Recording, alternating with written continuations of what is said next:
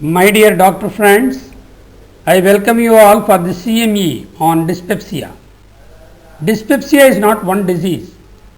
Dyspepsia is caused due to a variety of conditions in the upper GI tract. In fact, there is a paradigm shift in the understanding and in the management of dyspepsia. Let us see some of these important developments that have taken place in this field. Dear friends, wait a minute. Think a while. A patient has come on to your examination table with symptoms of dyspepsia, upper GI symptoms. The first question we have to pose to ourselves is, what am I dealing with? Is it esophagitis? Is it reflux? Is it APD? Is it ulcer? Or is it cancer? Is it cancer of the UGI? That's more important question to ask. Should I not look for H.pylori in this patient? Is it drug induced? Most common drugs, offenders, or the NSAIDs. What is the modern management for these conditions? These are the questions that must go through our brain when we see a patient of dyspepsia. First of all, what is dyspepsia? There must be some clinical signs and symptoms of upper GI origin, and the symptoms must be at least of 4 weeks duration. Pain induced or worsened by food.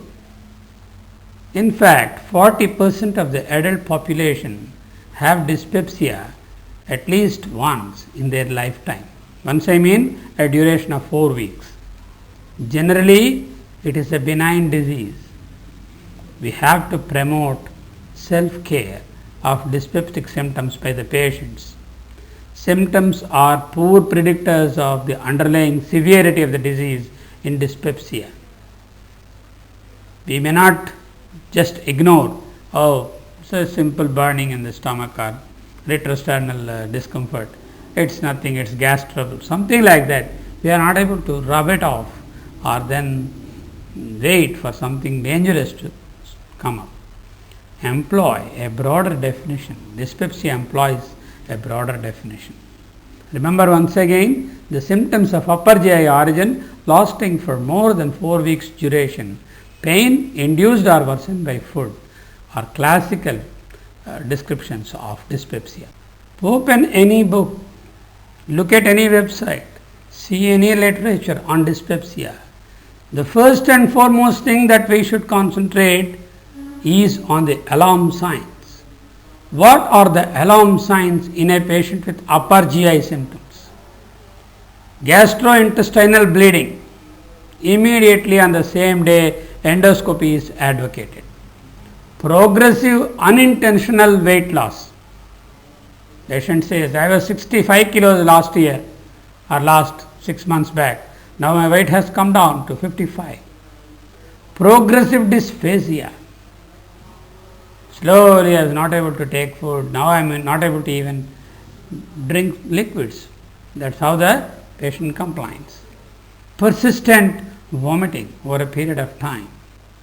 Iron deficiency anemia. Never ignore anemia in any patient. Particularly in an adult patient, anemia is probably indicative of something serious in the upper GI tract. Mass in the epigastrium.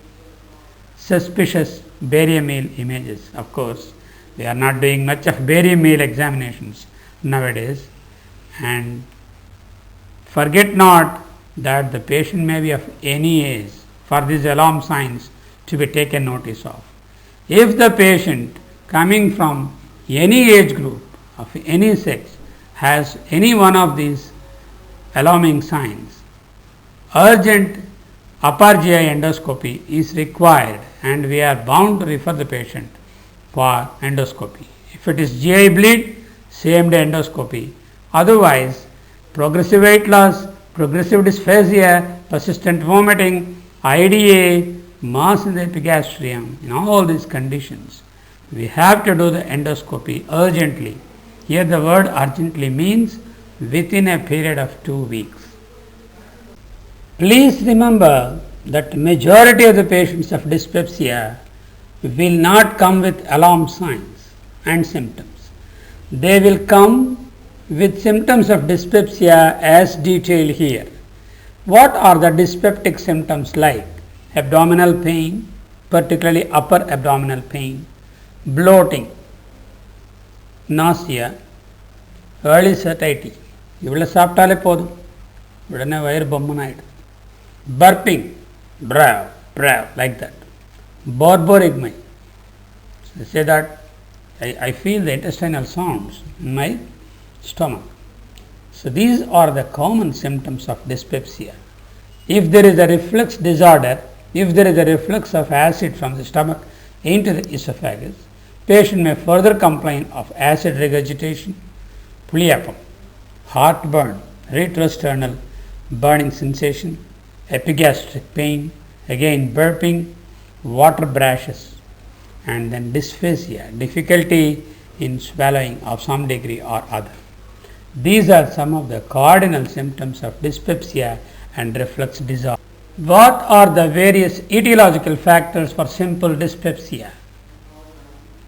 Majority of the patients with dyspepsia, 30% have gastritis. Number 4 here. 23.6% of the patients have gastroesophageal reflux disorder. 17.4% have hiatus hernia. And then in 16.4% of the people, no significant lesion may be found. Gastric ulcer in 3.3%, duodenal ulcer in 6.5%, and gastric malignancy in 2.8% of the cases.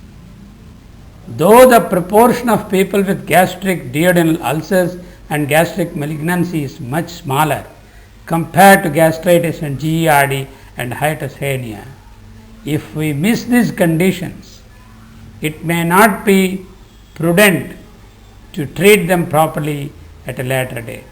It may be too late by the time we realize that there is malignancy, there is a cicatrizing duodenal ulcer, there is a gastric ulcer which is turning malignant, things like that.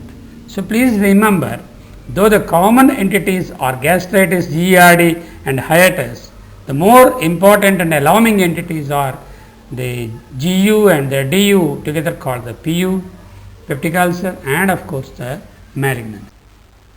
Dear friends, all upper abdominal or epigastric or retrosternal pains are not due to dyspepsia alone. We all know that.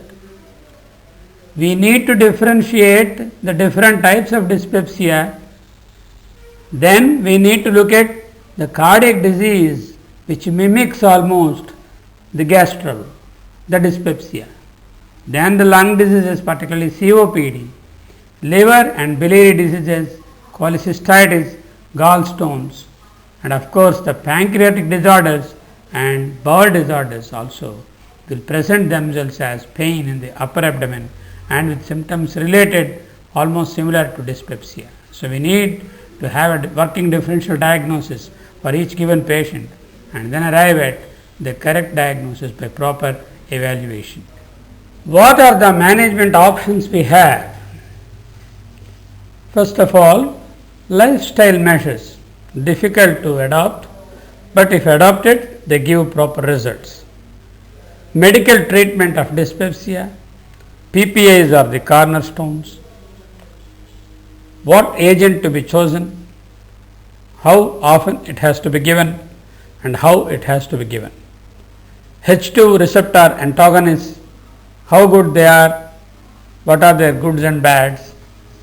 Antibiotics, why antibiotics in dyspepsia? Prokinetics, motility regulating drugs, are they useful? Where exactly they are useful? Of course, alginates, antacids, self-care measures, and of course finally we have endoluminal therapies for different types of conditions of dyspepsia and some surgical procedures. These are not required for all the patients. Majority of the patients can be tackled by lifestyle measures and of course good medical management. Let us see how we go about using and employing these different strategies of treatments. General measures. General measures are often very rewarding if they are properly followed. but unfortunately not enough emphasis is given by the doctors, nor enough application is given by the patient for general measures. Lifestyle advice, particularly healthy eating habits, reduction of weight and cessation of smoking. Remember, obesity is a very common underlying problem for majority of the patients of dyspepsia.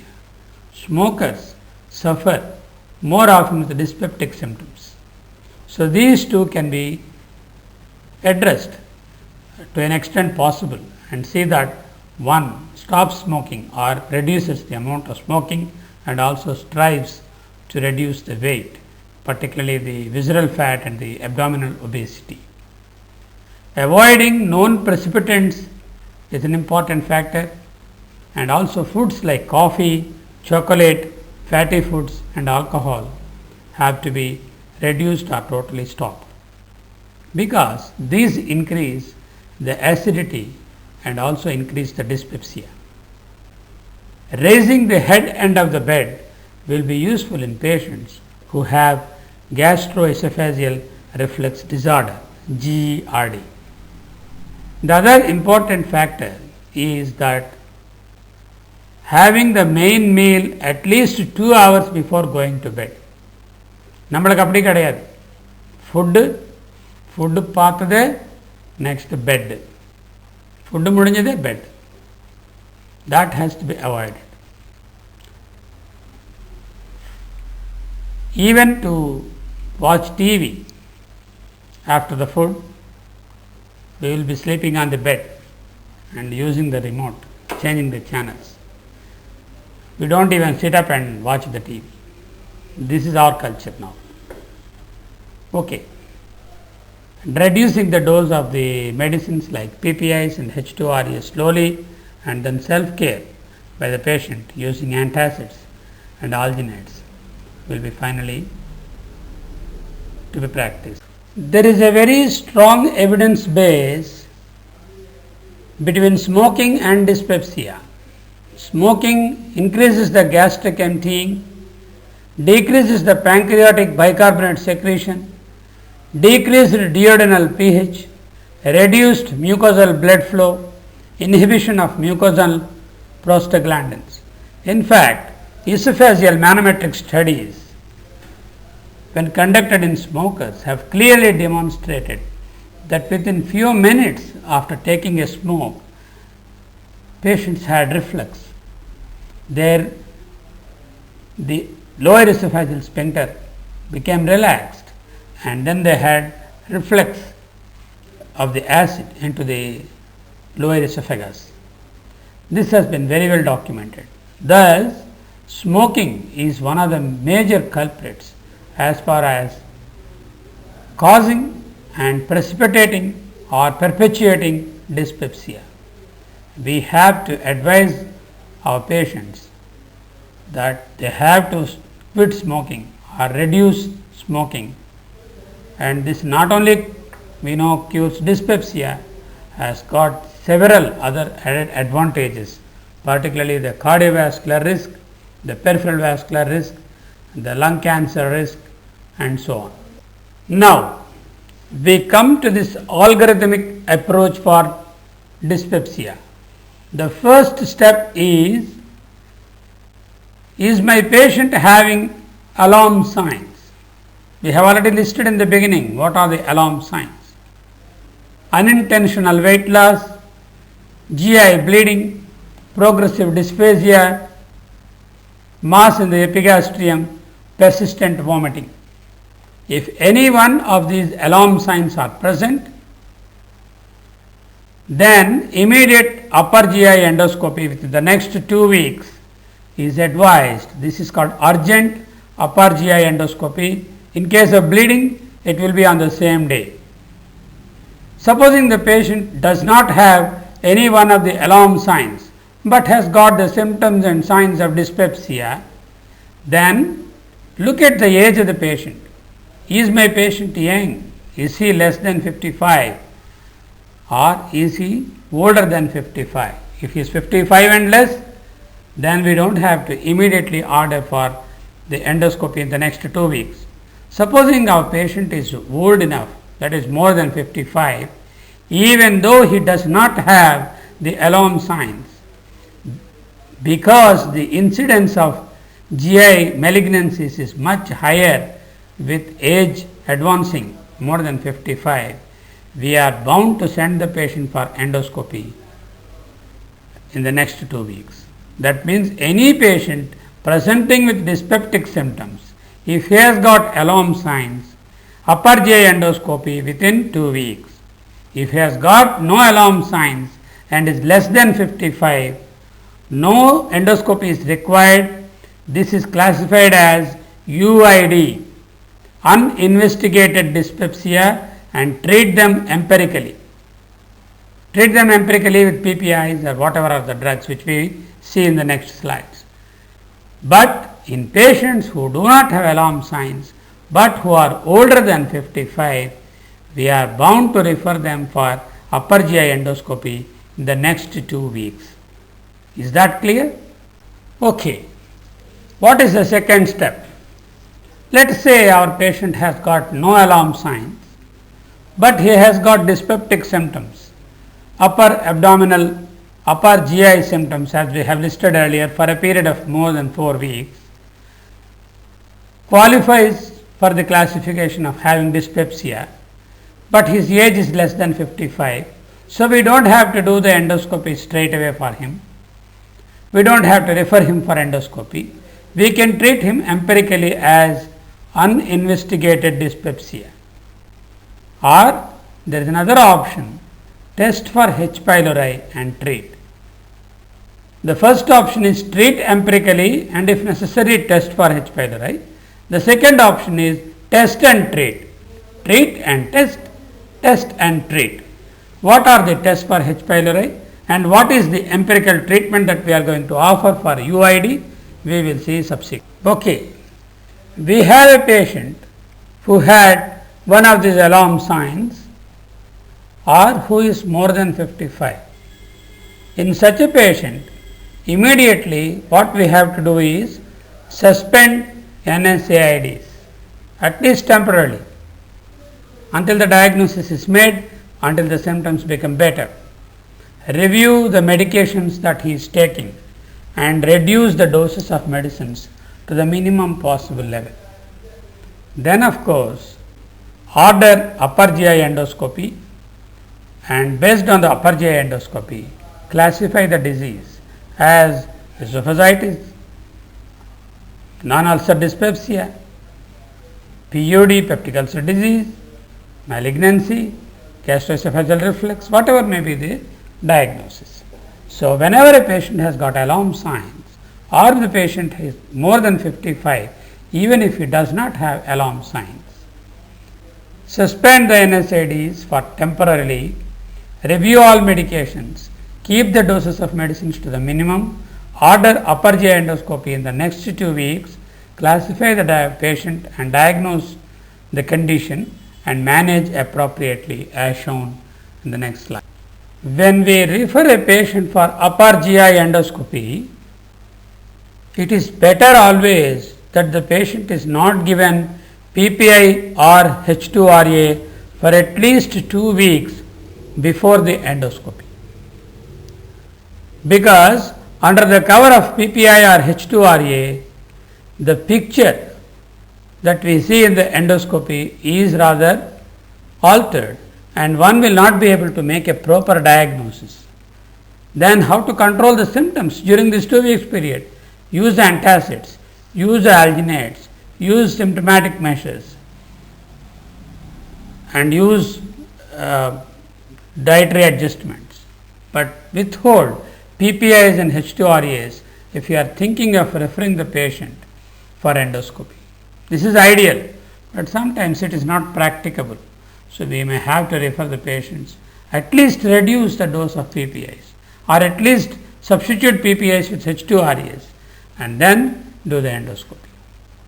Except in emergency, where there is an upper GI bleeding, then we have no other alternative but to immediately do the endoscopy and find out the cause of bleeding and in fact treat the bleeding endoscopically if possible. NSAIDs and other ulcerogenic medications have to be suspended for at least 2 weeks before the endoscopy, because these will cloud the actual picture of the underlying pathology. All patients treated as undiagnosed dyspepsia, that is, we have a group of people who are less than 55 who did not have alarming signs. We started treating them as undiagnosed dyspepsia. For 4 to 6 weeks we gave them the treatment. They have not become well. They have to be referred for upper GI endoscopy. If not relieved by the conventional treatment for undiagnosed dyspepsia in a period of 4 to 6 weeks, the upper limit is of course 2 months. At the end of 2 months, if the symptoms are still persisting, then we are justified and we have to refer such patients for UGI endoscopy. Now we have a patient who has undergone endoscopy on our advice, either because he had alarming signs, or because he is more than 55, or he has no alarm signs, less than 55, but had 4 weeks to 6 weeks of treatment with PPIs and other drugs, symptoms not relieved, then we have referred him for upper GI endoscopy. Then the diagnosis falls into one of the 4 categories. First category is non-ulcer dyspepsia or chronic gastritis. The second category is gastroesophageal reflux disorder, gastroesophageal reflux disorder, GERD. Then of course the ulcers, gastric ulcer and duodenal ulcer, together they are called the peptic ulcer disease. And you have the upper GI malignancies shown red in this chart. So an upper GI endoscopy diagnosis could be either one of the 4, or sometimes the upper GI endoscopy may come as normal, or non-specific changes may be seen. So depending on the diagnosis that we get in the upper GI, the treatment will be different, which we will be seeing subsequently. So after having diagnosed these conditions, we need to focus on the treatment of these different conditions that cause dyspepsia. Dyspepsia may be due to uninvestigated dyspepsia category, functional dyspepsia FD, gastroesophageal reflux disease GERD, peptic ulcer disease, gastric ulcer or duodenal ulcer, or both. Then the non-ulcer dyspepsia category. Depending on the diagnosis, the treatment slightly differs. And of course, I have not listed here the malignancies of the upper GI tract, because the treatment of the malignancy is entirely different than if we have a patient whose endoscopy has thrown a positive result for upper GI malignancy. Of course, biopsy will be taken and confirmatory report of the biopsy. Based on that, the treatment for the GI malignancy has to be undertaken. Otherwise, if one of these conditions like UID, uninvestigated dyspepsia, functional dyspepsia FD, GERD, non-ulcer dyspepsia NUD, peptic ulcer disease PUD have to be taken care of by us, and the treatment will be discussed subsequently. What are the goals of our treatment? Relieve the symptoms. That is the most important. That is what for the patient has come. He is not bothered whether it is NUD or PUD or GERD or UID or FD. He wants relief. But we want to prevent complications. Both the patient and we want to minimize the recurrence. What are the complications that can occur? Bleeding from the upper GI tract, from the ulcer, from the malignancy or whatever it is. And the second thing is perforation. The third thing is cicatrization and obstruction, either at the lower esophageal level or in the duodenal level. either at the gastroduodenal sphincter level or at the esophagogastric junction, obstruction. So, relief of pain, prevention of complications, minimization of recurrences are the primary goals. Among the prevention of complications, perforation, bleeding and obstruction are the key complications that we need to prevent. And of course, the goal of undertaking the exercise of investigation is to diagnose any underlying malignancy very early and see that the appropriate treatment is given in a stage where it is treatable and curable. From now on, we will discuss the management of the individual entities of dyspepsia. The various entities which we have seen, like the UID, the FD, the GERD, the NUD and the PUD, each one will be taken up in a slide and its management will be illustrated. This slide speaks about the treatment of uninvestigated dyspepsia. When a patient comes with dyspeptic symptoms of more than 4 weeks duration and he is young, less than 55, and he does not have alarm signs, we have classified him as uninvestigated dyspepsia. What do we do with that man or woman? Review the medication. Is he taking NSAIDs? Is he taking any ulcerogenic drugs? We have to review the medication, reduce the dosage, if possible, abandon or suspend the medication for a while until the symptoms regress. Then, of course, offer him the lifestyle measures, good eating habits, and then the weight reduction, cessation of smoking, alcohol, coffee, chocolates, most importantly, fatty food, abdominal obesity, visceral obesity. These are the lifestyle measures. Then such patients have to be put on treatment. Ultimately, he wants some prescription. You tell him, okay, you go and reduce your weight, your dyspepsia will go away. No, he will not listen. This doctor is no good. He will go to the next doctor. So, we have to treat him with medicines. Of course, relief of symptoms will be wonderful once you start the appropriate treatment. Full dose of PPI have to be given for 1 month. Okay, if the patient is relieved with the full dose of treatment for 1 month with PPI, then which PPI we have to choose, we will discuss later. May it be omeprazole or esomeprazole, pantoprazole or rabiprazole, that is a different question. Now, we have chosen a PPI, give it in full dose for 1 month. If the symptoms have not disappeared, either you continue the same PPI for 1 more month or change him over to H2RA, either ranitidine or famotidine or negetidine or cimetidine, mostly ranitidine, for 1 more month. Supposing at the end of 2 months, 1 month of PPI, full dose, second month either PPI or H2RA, with lifestyle advice in place, with all the medications reviewed, NSAID is reduced or truncated. If the patient's symptoms do not improve, at the end of 8 weeks, we are justified and we have to refer that patient for endoscopy. We must bring him out from this diagnosis of UID and then find out what exactly is happening in the stomach. This uninvestigated dyspepsia will become investigated dyspepsia, and then we know what is going on in the stomach entries. Now, we have a category called non-ulcer dyspepsia. So, we have investigated the patient with endoscopy. We have not found any reflex. It is not GERD. He does not have any malignancy.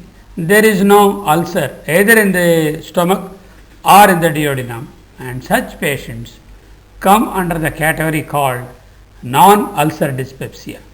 Of course, just as in the previous occasion, reduction of medications, all NSAID medications and other ulcerogenic drugs, lifestyle measures, good eating habits, reduction of weight, avoiding alcohol, cessation of smoking, fatty food, abdominal obesity, all those things have to be addressed as the basis of treatment.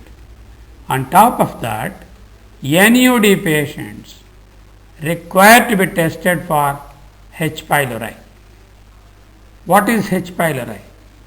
Helicobacter pylori is an organism which colonizes in the upper GI tract, particularly in the stomach, and that weakens the mucosal barrier of the stomach and thereby produces dyspepsia. How to test for it, we will see a little later. Test and treat H. pylori, and then after the treatment of H. pylori is over, after 1 week or 2 weeks, then low dose PPIs or H2REs for 1 month. Here we do not have to give him full dose PPI. We can give half the dose. Omeprazole instead of 20, you give 10. Instead of lansoprazole 30, you give 15. Instead of pantoprazole 40, you give 20. Instead of esomeprazole 40 milligrams, give him 20 milligrams. Like that, low dose PPI or H2RA, ranitidine 150 milligram BID, like that for a month. No repeat endoscopy is required for these people, because we have already seen there is no ulcer, there is no cancer. What are we to do for repeat endoscopy? So, in such a patient, after the treatment of H. pylori, after the treatment with 1 month of PPIs at low dose, if the symptoms persist, then continue the low dose PPI for 1 more month, and at the end of that, ask the patient to manage his symptoms by self-care with alginates, with antacids, and then SOS PPIs. That is, he takes the PPIs whenever he feels the symptoms are more, and review him after a period of 6 months to 1 year.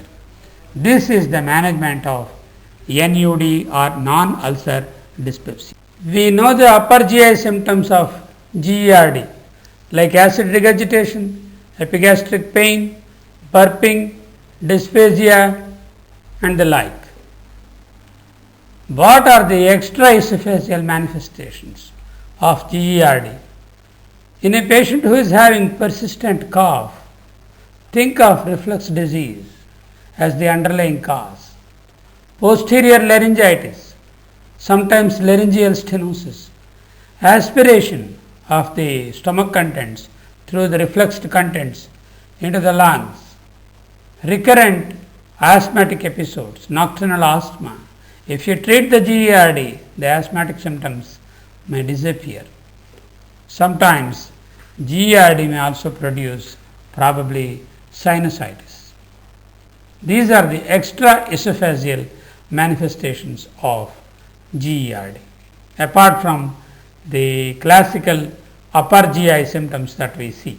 Supposing we ignore GERD and do not pay attention and treat them appropriately, what will happen? Chronic esophagitis, peptic stricture of the lower end of the esophagus, Barrett's esophagus with metaplasia of the epithelium, esophageal ulceration, upper GI bleed, and of course lastly some cases may turn into adenocarcinoma of the lower end of the esophagus. What is the significance of Barrett's? Adenocarcinoma of the esophagus, the incidence is more than the squamous carcinoma. Barrett's is the precursor and is far more common, and only a few cases of Barrett's progress to cancer. The presence of dysplasia on biopsy is the best indicator. In that case, do we biopsy everyone with GERD? Of course, people who have GERD, who have evidence of Barrett's, have to be biopsied, because we would like to know whether the metaplastic changes that have occurred in the Barrett's have resulted in actual transformation into adenocarcinoma. Now we come to the treatment of GERD. First step would be lifestyle and medications. Review of medications, reducing NSAIDs, or even abandoning or stopping NSAIDs for a while or suspending them, lifestyle measures that we have already discussed. Full dose of PPI for 2 months. Remember, we have to use full dose of PPIs straight away for 2 months. Among all the dyspeptic diseases, GERD requires utmost care and attention and longer duration and greater doses of PPI. Full dose PPI for 2 months, supposing the patient is not relieved at the end of 2 months, double dose PPI for 1 month. In addition, we may give a prokinetic at that stage. Not in the beginning. Prokinetics have not been shown to be of great value. In those patients who have not responded for full dose of PPIs for 2 months, then additional 1 month of PPI, think of adding prokinetic like domperidone or metoclopramide or etioprid or mesopride or cisapride or whatever it is. Because these prokinetics in general they do more harm than good. The risk benefit ratio is not favorable for the prokinetics. That is why the prokinetics are not in general advocated in peptic ulcer disease or in GERD or in any form of dyspepsia. But in our country, prokinetics are used left and right. In fact, ours is the only country where the prokinetics are combined with the PPIs and marketed. Now, imagine recently they have started combining etopride also with the PPI and marketing. Prokinetics by themselves they are not of proven value. Why combine them with PPI and market and use them for the patients? Of course, the third step would be give H2RA prokinetic for 1 more month. So, initially we are given 2 months PPI, then full dose, then double dose PPI for 1 more month, either with or without a prokinetic agent. Then 3 months treatment gone, patient not responded. 1 more month you give either a prokinetic or give a weaker drug like H2RA like ranitidine for 1 more month. So, at the end of 4 months, if the patient has not responded, review the diagnosis.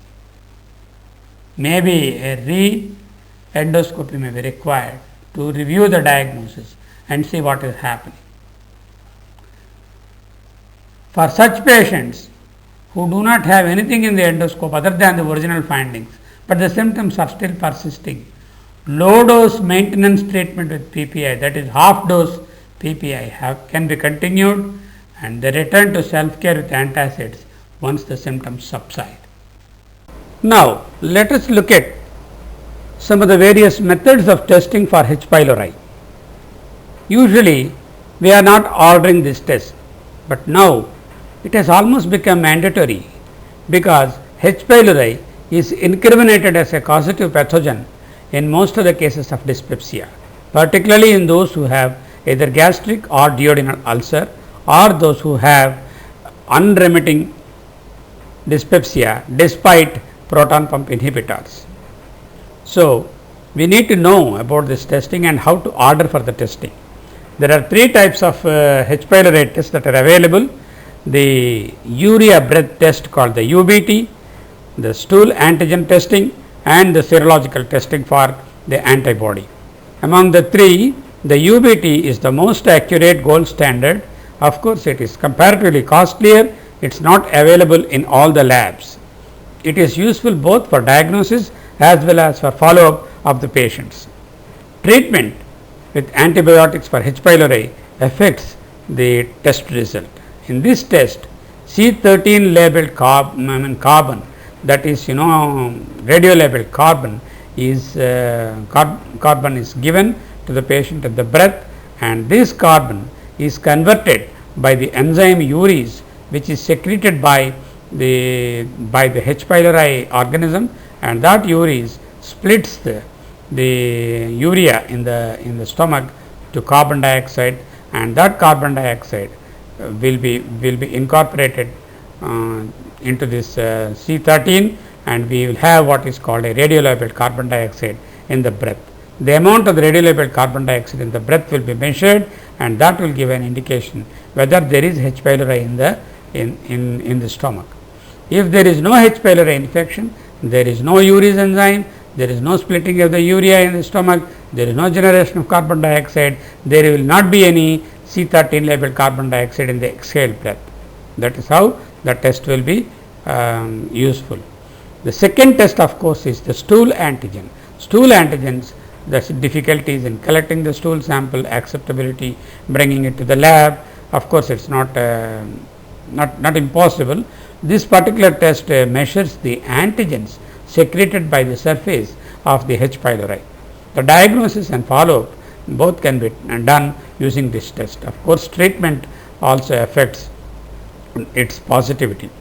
The third test is the serology. Just like our Vidal reaction for typhoid, here we do a serological test, that is the ELISA IgM, just like we do in dengue IgM antibodies, lepto IgM antibodies, or the Vidal antibodies. We do H. pylori antibodies of IgM class, because IgM class gives the information about the recent infection.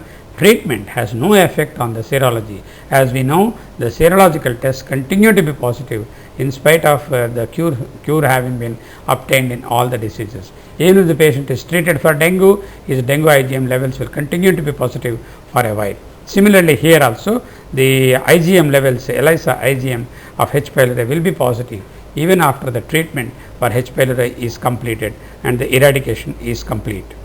So, this particular test of course then is not useful for follow up and say whether a patient has got the H. pylori eradicated or not, but this is certainly one of the very interesting tests for diagnosis of H. pylori infection. This is the least costliest among the three tests that are available. So, remember, either UBT, stool antigen for both diagnosis and follow up. For diagnosis alone, serology, IgM, ELISA of H. pylori. All you need to send is a sample of serum for the serology, a stool sample for the H. pylori, and the breath sample for the UBT test. What is the pathogenesis of ulcers in the stomach as well as in the duodenum? There are two forces that are acting on the gastric mucosal wall: aggressive factors, the defensive factors. There is a tug of war always occurring between the aggressive factors and the defensive factors. The defensive factors are the mucus that is secreted acts as a barrier for the acid and pepsin not to act and produce ulceration of the mucosa. There is a layer of bicarbonate secreted and that acts as a barrier again. And again, good blood flow prevents ulceration. Cell renewal capacity reduces the rate of ulceration. The prostaglandins that act as protective factors for the gastric mucous membrane and prevent ulceration. The phospholipids that are there in the mucus and in the stomach lining also prevent ulceration. The availability of free radical scavengers, that is those which reduce the oxidative stress, all these together, the mucus barrier, the bicarbonate layer, the good blood flow, the cell renewal rates, prostaglandins, phospholipids, the free radical scavengers all act as defensive factors and prevent ulceration in our stomach normally. Then, what is it that causes ulceration in some people? Excess of acid. These are the aggressive factors. Excess acid, excessive pepsin. Mostly it is more a peptic disease than an acid disease. So, both acid and pepsin together digest some of the areas of the mucous membrane and cause ulceration.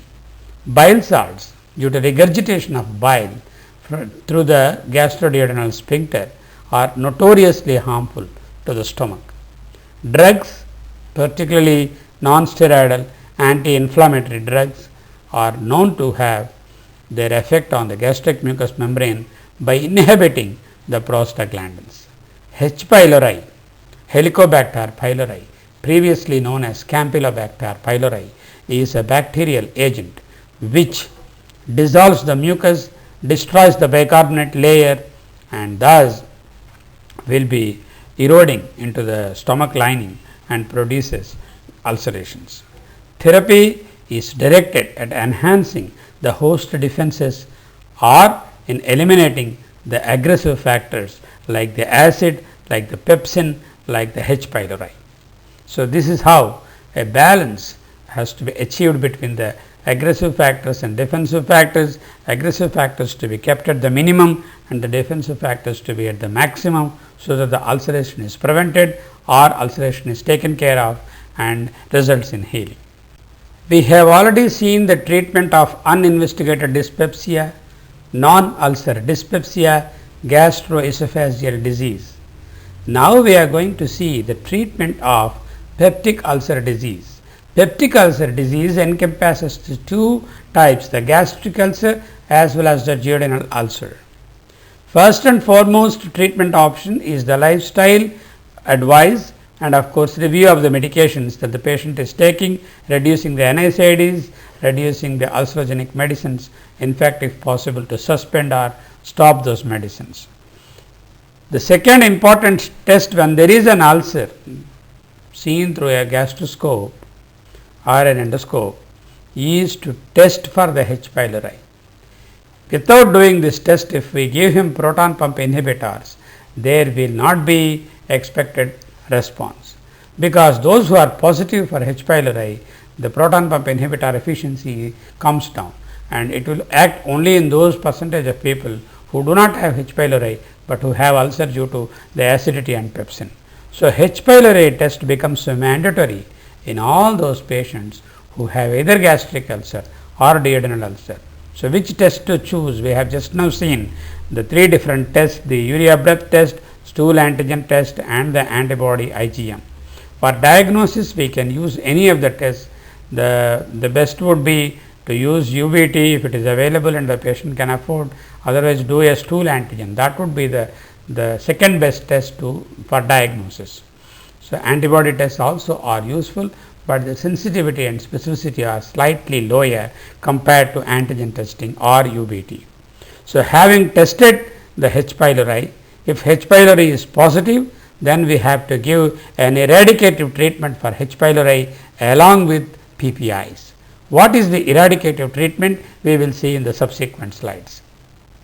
Along with that, after the eradicative treatment of 1 to 2 weeks along with PPI is over, then give them full dose PPIs for 2 months plus 1 more month in case it is required.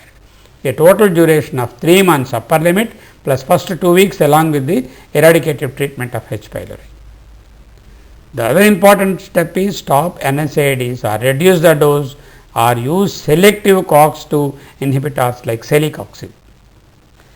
The other drug that is available is the prostaglandin stimulant misoprostol. This can be used in people who have NSAID ulcers to give gastroprotection.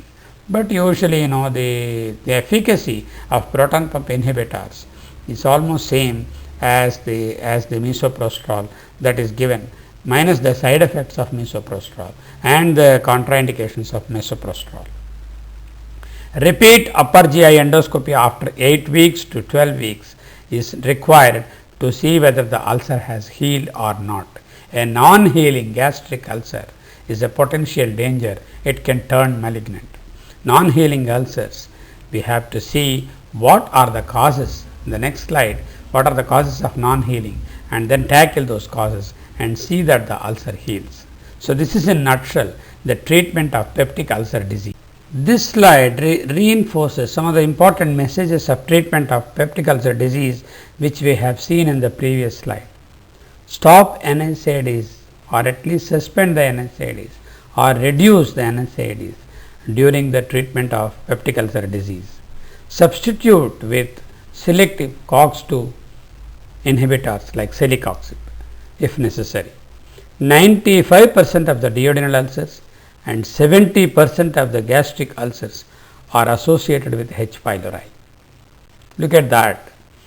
As much as 95 and 70% of ulcers are associated with H. pylori.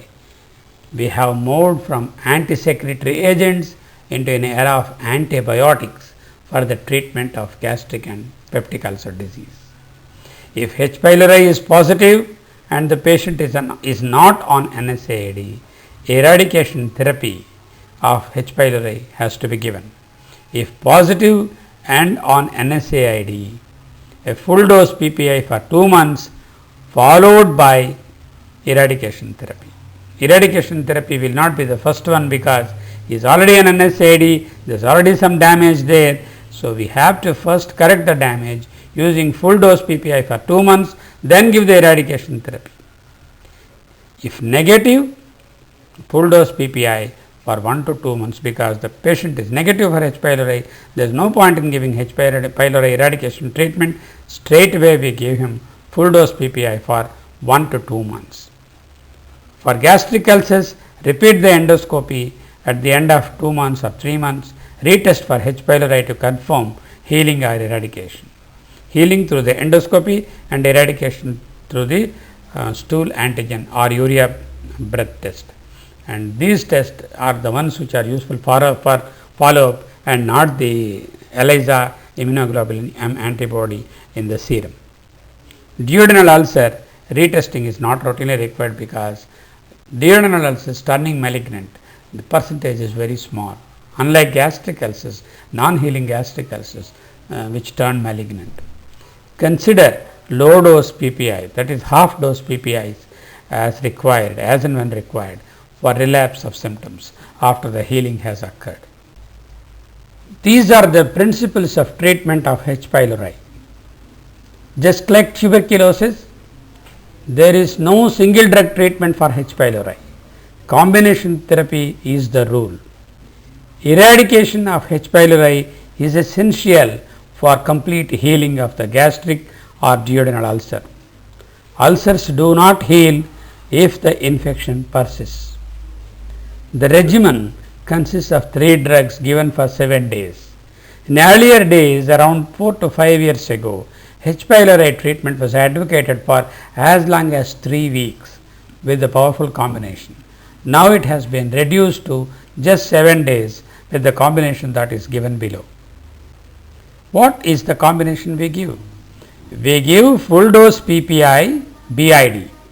Full dose here means 40 milligrams of pantoprazole or 30 milligrams of lansoprazole or 20 milligrams of omeprazole or 40 milligrams of esomeprazole, any one of these drugs given BID.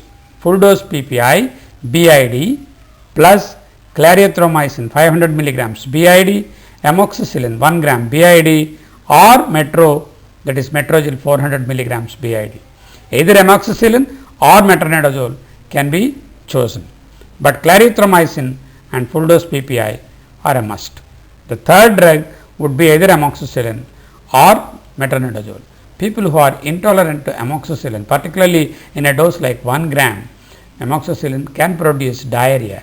So, if they are not tolerant for amoxicillin or they are sensitive for penicillin type of antibiotics, you can always choose metronidazole 400 milligrams BID. So, in nutshell, the treatment is PPI full dose BID, clarithromycin 500 milligrams BID, metronidazole 400 milligrams BID or amoxicillin 1 gram BID, one of the 2 drugs. A combination packs are available which improve the compliance of the patient for taking the treatment and completing the treatment. How do we know that the H. pylori is eradicated? By testing the stool antigen or by urea breath test. These have to be tested not immediately at the end of 7 days, but at least 2 weeks after the eradication treatment is over, and then only we see the stool negativity in the antigens. Otherwise, there will be some antigens that are still remaining in the gut which may show positive result in spite of the eradication has occurred. So, give a gap of about 2 weeks after the eradication treatment, then test the stool antigen for H. pylori, and if the stool antigen is negative, we are sure that the patient's H. pylori is eradicated. In spite of the above recommended treatments, if the peptic ulcer is not healing within a period of 8 weeks to 12 weeks, one of the following could be the reason.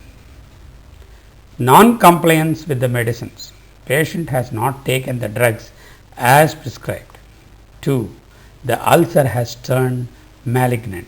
particularly the gastric ulcers. 3. Initially the H. pylori test was a false negative test. Somehow it did not pick up and the patient did not show H. pylori. So, we have not given eradicative treatment for H. pylori. So, better now give it. Empirically treat.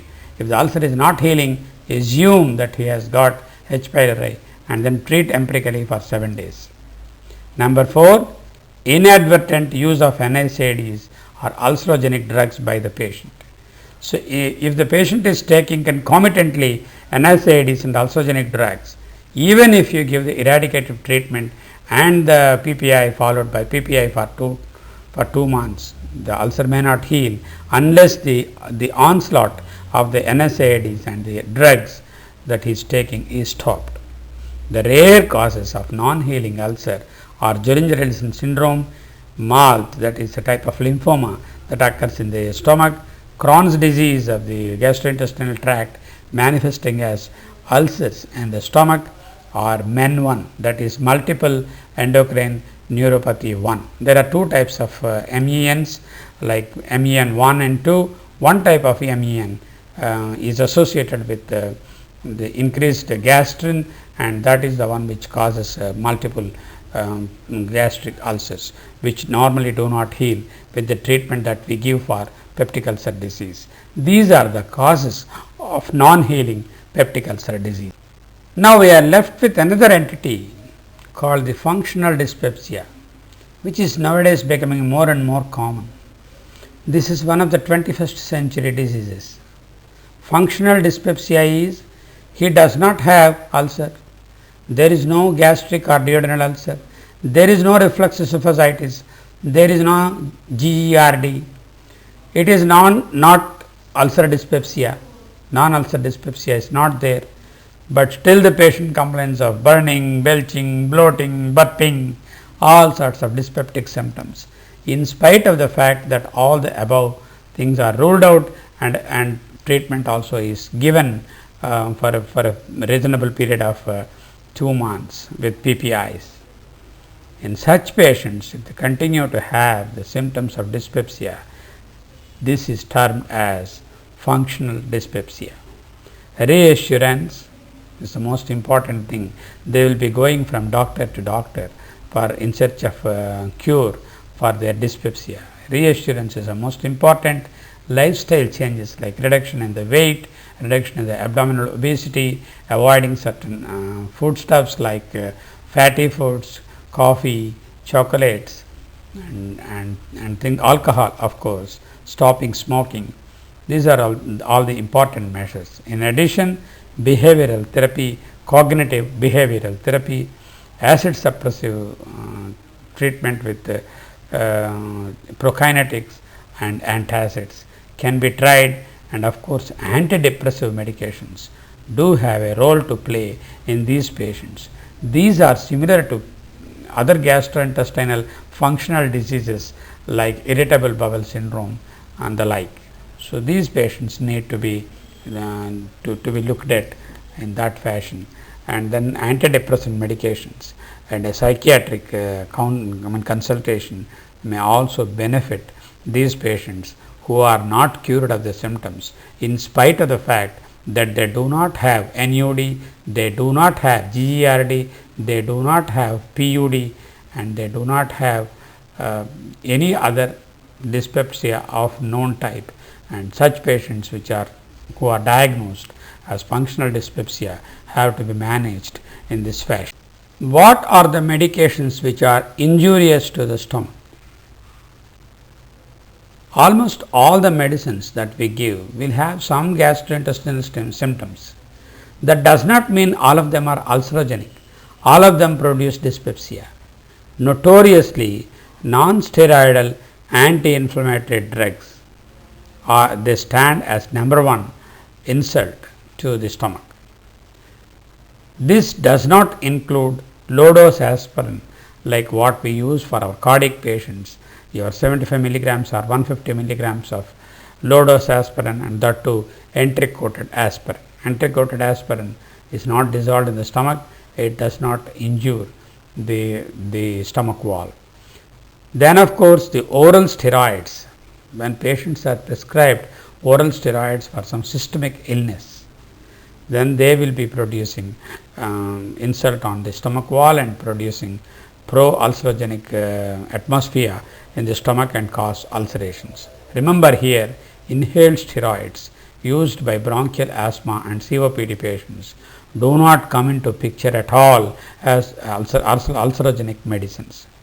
Theophylline of all types, whether you give by injection or oral form in the liquid or tablet form, and whether it is ethiophylline or plain theophylline or aminophylline, all of them, they can be ulcerogenic.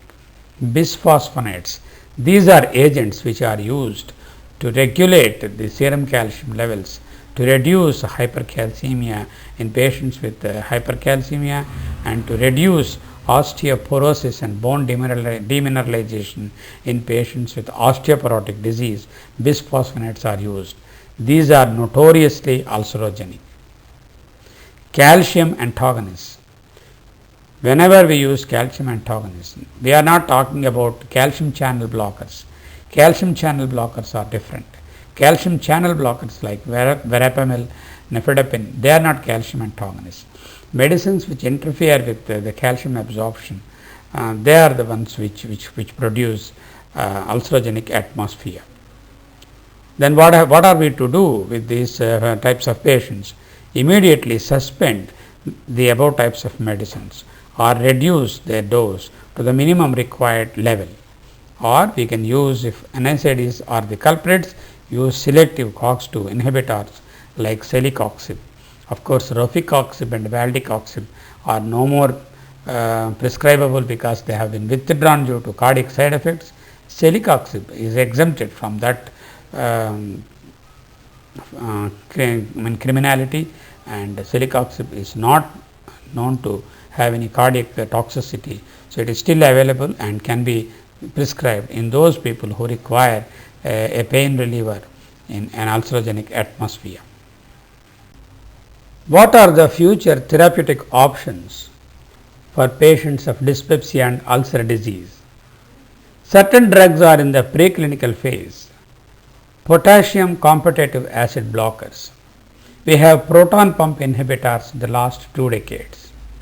Now, another type of drugs, group of drugs are coming, the potassium competitive acid blockers are coming, and these probably will be available in the next 5 to 6 years. CCK2 receptor antagonists, these also act on the stomach receptors which stimulate the secretion of pepsin and acid. Anti-gastrin vaccine, down the line, maybe around 5 to 8 years away, this could be available, which everyone can take an anti-gastrin vaccine, and once the vaccine is in place, the antibodies will see to it that the gastrin does not go and interact with the stomach wall, and there is no pepsin, there is no availability of more acid, and that is how it will work. Hopefully, it will become a success. Are there any new PPIs that are coming into the reckoning? Like, there are 2 drugs, one is called the elaprazole, the other is called the tentoprazole. Elaprazole, the beauty of elaprazole is its half-life is about 7 to 8 hours, and it covers a period of more than 24 hours. If you take one dose, it is sufficient for the patient to have the proton pump inhibition continuing for 24 hours or slightly more. Whereas the present generation PPIs which we use, they cannot have the effect for more than 14 to 15 or 16 hours at the most. The tentoprazole is the other PPI which is under study, and this has got a beauty, it has got a double peak. Once you take it, it releases in 2 peaks.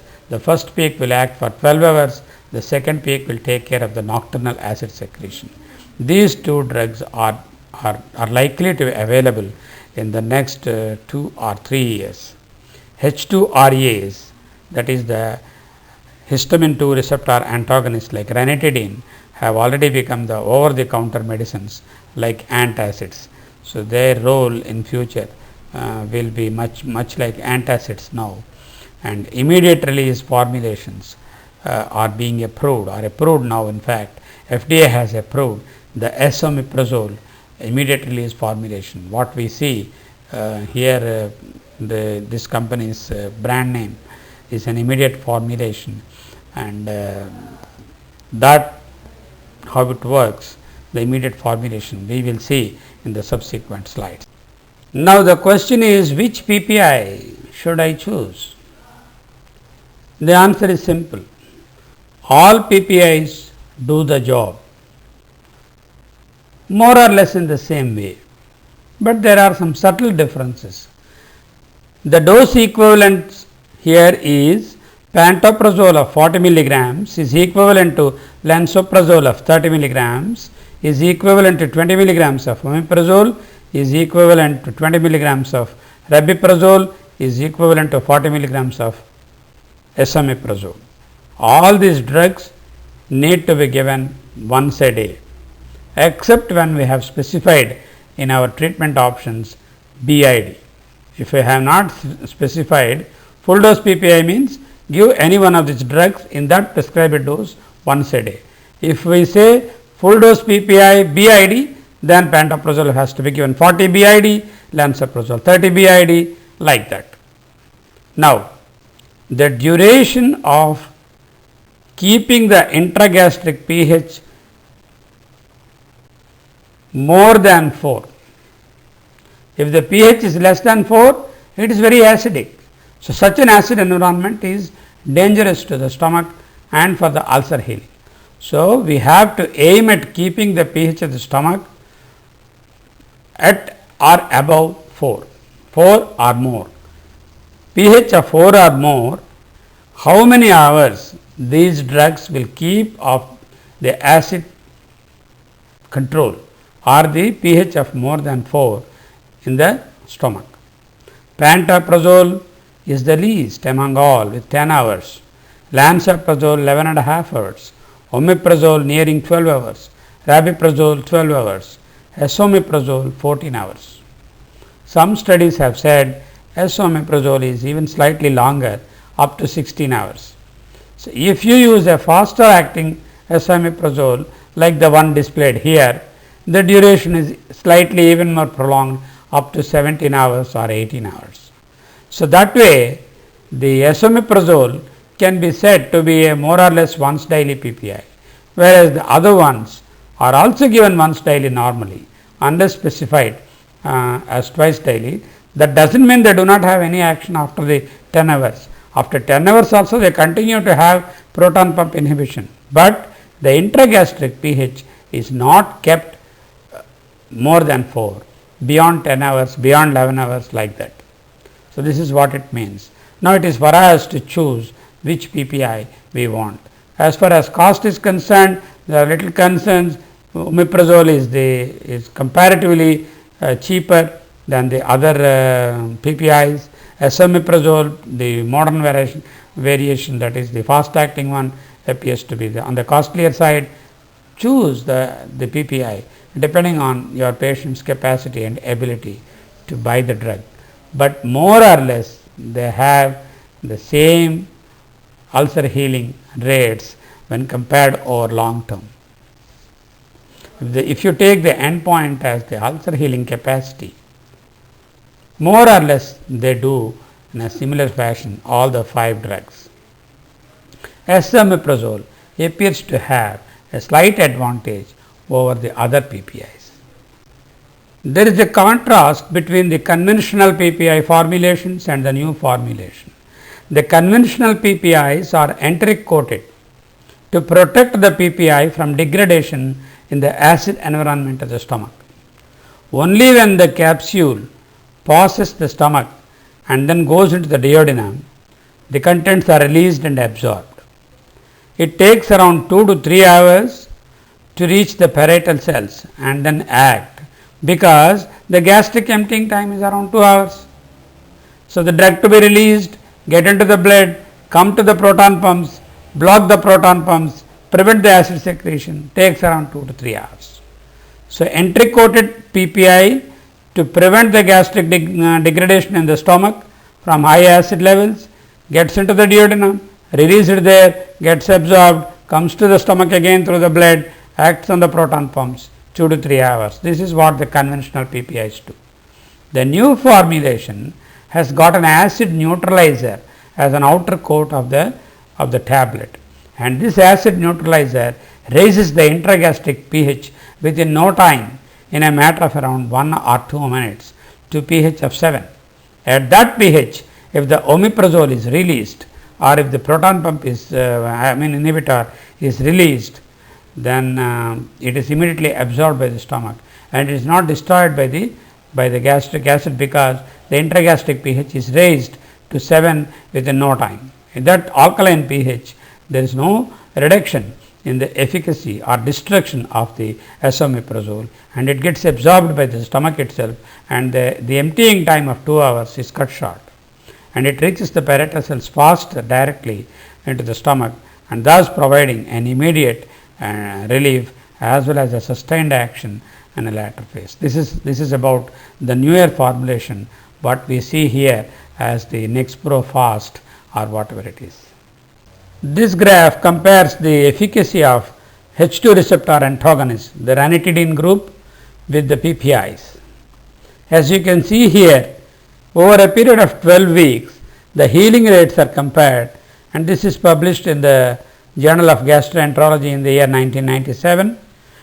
And when you adopt lifestyle measures and give antacids over a period of 12 weeks, there will be some amount of healing, around 25 to 30% of people, they will show some healing.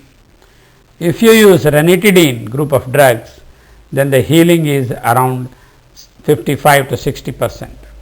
But if you use a PPI, the healing rates are around 85, 90, 95% of the patients heal with PPIs. So, any newer drugs that are developed, the room for improvement appears to be very small, because we have already reached 95% of healing rates with the PPIs, and we are left with only 5% of the healing to occur.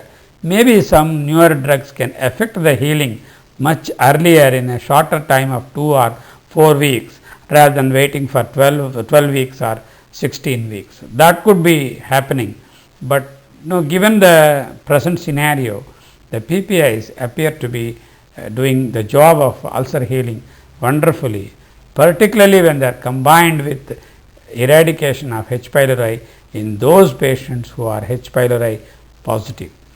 So, whenever the disease is producing ulcer, dyspeptic symptoms due to ulcers like PUD, gastric ulcer or duodenal ulcer, then if we have to identify H. pylori status, and if they are positive, in order to give the best healing, we have to eradicate the H. pylori. And of course, these patients, NSAIDs and other ulcerogenic drugs must be cut off or withdrawn to the maximum extent, and along with that, of course, the PPIs have to be given in the prescribed dose. When we have dyspeptic symptoms for more than 4 to 8 weeks, all of us are worried whether we have an upper GI cancer. Same thing holds good when we treat our patients too. We will be thinking whether this patient has got upper GI cancer, because his symptoms are prolonged.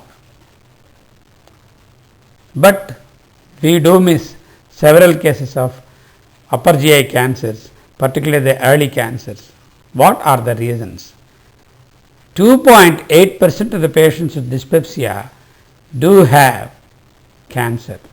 That is, 3% of the patients have cancer. If we have written prescriptions for 30 patients for dyspepsia, one of them is already a patient of cancer hidden in him. How many prescriptions of antacids or H2 blockers or PPIs we are writing in a month? Imagine how many cancers we will be missing if we don't do upper GI endoscopy in those patients. 25% of the carcinomas have no alarming signs. oh, if it is cancer, it must produce bleeding, it must produce dysphagia, it must produce a mass, it must produce something else, iron deficiency anemia. All these things are not seen in all patients. 25% of the cancers have no alarming symptoms. Alarming symptoms, if they are there, the cancer rate is doubled or tripled. Normally, without alarming symptoms, the rate of cancer is 3%. If there are alarming symptoms, 6 to 8%. Endoscopy is not appropriately used by us. H. pylori is not at all considered by us as an important cause of non-healing ulcers. Non-healing ulcers are the ones which turn malignant. We do not review the medicines taken by the patient. We always go on prescribing ranitidine, some PPI and then some antacid. Forget about the drugs that he is taking. We do not focus our attention on the ulcerogenic environment that the patient is having due to NSAIDs or other drugs. Self-ulcer medications by the patients until late stages, until the patient develops an advanced cancer. Many patients go to the medical store, buy ranitidine, Gintac matra kodunga, idu kodunga, adu kodunga, vaangi saaptuma.